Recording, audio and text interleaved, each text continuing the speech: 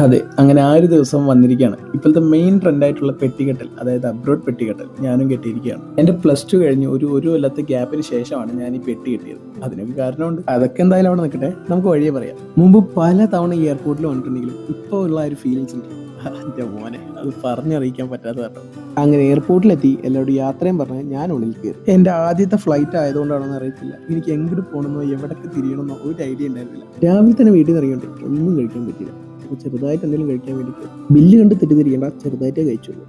ഈ കാണുന്ന ചായക്കും ആ നെയ്റോസ്റ്റിനാണ് ആ കാശ്. ഞാനത് പ്രതീക്ഷിച്ചിട്ടായിരുന്നു. ഏതായാലും ഫുഡൊക്കെ കഴിച്ച് സെറ്റായ സ്ഥിതിക്ക് ഞാൻ എവിടേക്കാ പോണെന്ന് പറഞ്ഞുതരാം. ഇന്നത്തെ ഒരു യാത്ര എന്ത് ചെയ്യാൻ പോകുന്നത് ജോർജിയയിലായിരിക്കും. അതെ, ഞാൻ പോകുന്നത് ജോർജിയയിലേക്കാണ്. ജോർജിയ പോണതിന്റെ മെയിൻ ലക്ഷ്യത്തിലൊന്ന് പഠിക്കാൻ തന്നെയാണ് കേട്ടോ.